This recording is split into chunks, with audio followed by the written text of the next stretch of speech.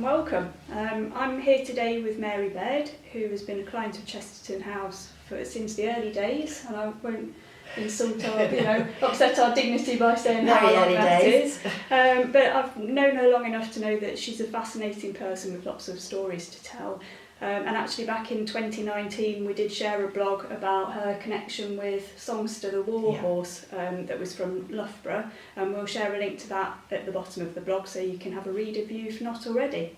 So Mary's been really busy recently, and she's got some exciting news to share with us. She's been busy writing a book. So welcome, Mary. Thank you. Would you like to tell us what you've been up to? Yes, this is Daisy's doings. Came from nowhere. It was just an idea. It's a book about a little girl called Daisy, and my granddaughter is quite convinced that she was my inspiration, but actually she was Liz's inspiration as well, because she has ginger hair, and I sent a photo of her to Liz, the illustrator, and she picked that up, and that's how Daisy had ginger hair. So Lara, and that's why inside it we have for Lara, which of course thrilled her. She is 22, but she's... it's always nice to feel appreciated, though, isn't it? Whatever age you are. Oh, Daisy is a little girl who's always forgetting long words, but she has a favourite toy, and she goes everywhere with her, but she can never remember its name. And she finds out that Grandma and Grandpa are coming to tea, and Mum says, well, let's go shopping to get things for tea. So they set off, and the story is really the various people that they meet en route who try to help Daisy with the name of her toy. Because when she meets somebody, she's a bit dumbstruck, and as she sees Nisha next door in her garden, "What's that you got there, Daisy?" she asks. "It's a doings," says Daisy. "No, it's not," says Nisha next door. "It's a doodah." And as you go through various people, let's see who we can find. Mrs. Owens in the bakery. "What's that you've got there, Daisy?" she asks. "It's a doings," says Daisy. "No, it's not," says Mrs. Owens. "It's a thingamajig." So various people, and she goes to the market, she sees a police lady, and then she wants a new book, so she goes to the library, and she says hello to the lady behind the desk. "What's that you've got there, Daisy?" she asks. "It's a doings," says Daisy. "No, it's not," says the lady. "It's a dinosaur," because she knows a lot of long words. And then at last they get to the playground, and Daisy's excited to see her friend Ben, who looks a bit of a know-all, doesn't he, with hands in his pockets. "What's that you got there, Daisy?" he asks. Daisy thinks hard and says, "It's a dinosaur." "Actually, it's a diplodocus," says Ben. Ben is an expert on dinosaurs. He knows even more long words than the lady in the library. And I'm not going to read you the last page, because that's a sort of a surprise for the end of the story. But that's our Daisy and her trip into town and trying to find a name. And as we've said, at the back of it, who do you think helps Daisy the most while she's looking for her name? Oh, that's a lovely story. So, obviously we've had to pull some ideas from somewhere. I don't know where it came from. It was just, Daisy was my mother's name. I think that's where the Daisy came from.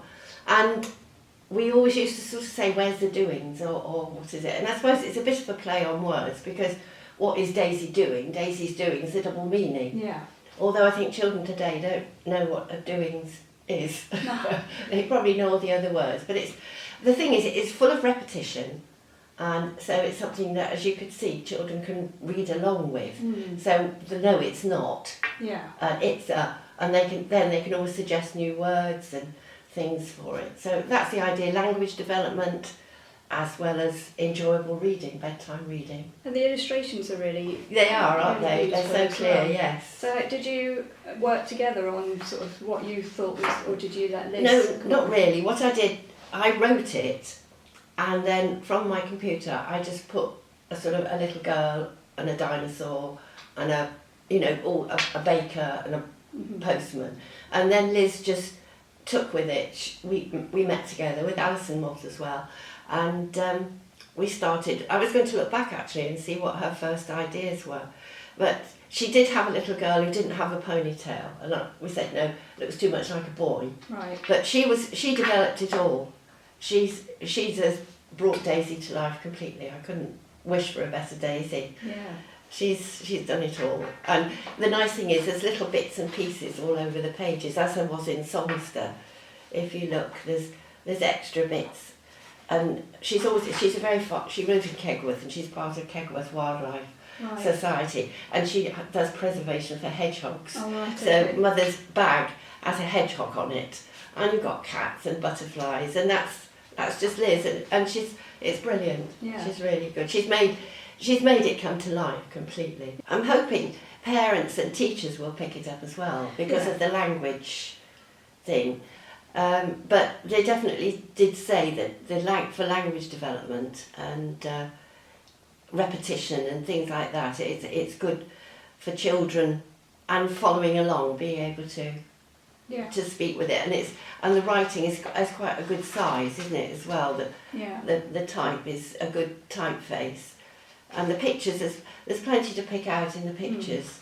So yes, trying to get to parents and teachers and just spread the word. Yeah, that's all.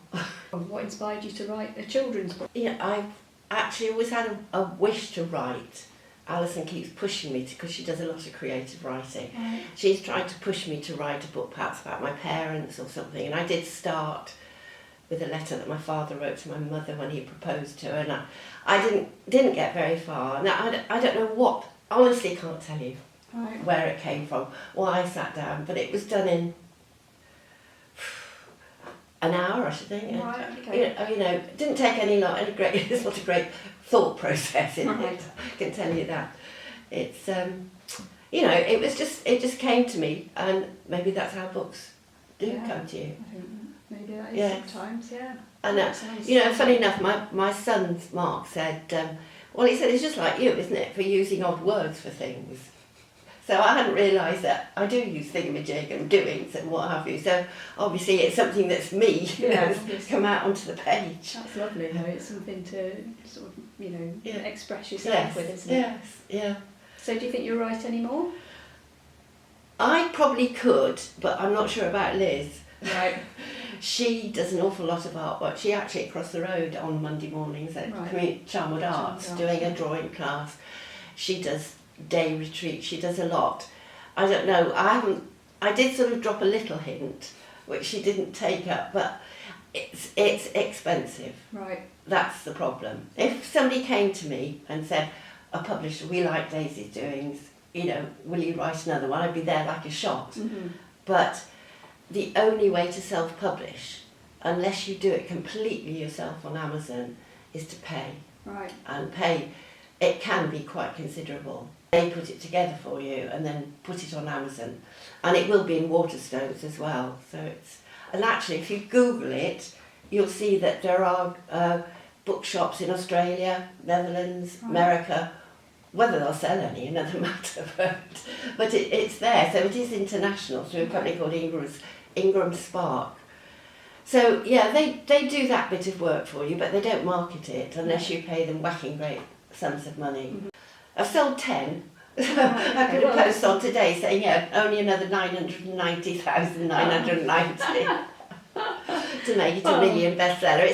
It's getting it outside your group of friends. Mm-hmm. It's not long been published though, so it's still early days. No. Yes. You presumably learnt a lot through the publishing process. Is there anything that sort of tips you've picked up, or? Well, I've got a friend who writes books, and she asked me about it the other day, and I said, well, unless you've got prepared to put money in,